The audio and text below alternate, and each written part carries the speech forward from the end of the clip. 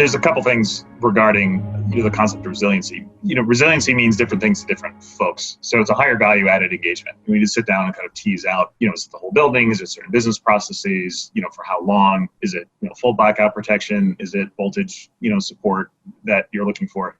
There's a conversation to be had. And just engaging in that conversation is highly differentiating. And it helps the customer figure out in their own mind, really what do they need? And, I've always found throughout my career, customers buy an emotion and they justify with data.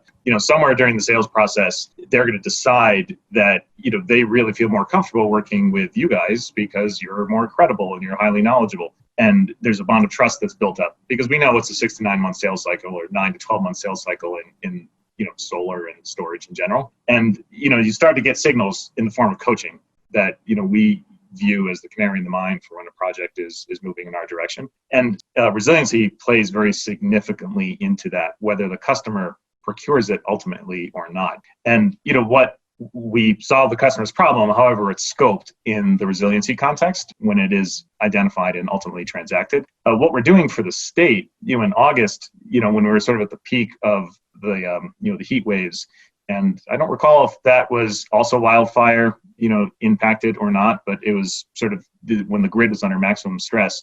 We have 76% of the install base in California for commercial storage, and we operate the world's largest virtual power plant, largely in Southern California.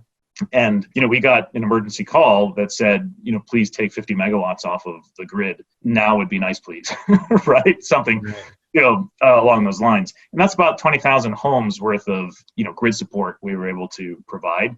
That's the type of societal benefit that, STEM or, networked distributed storage is able to provide, right. To a load zone.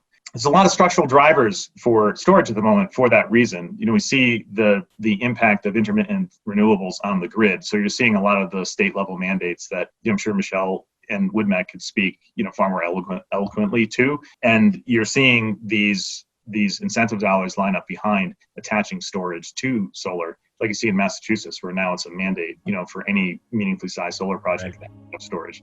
These are the benefits that, folks need to get comfortable thinking through and talking about with their customers.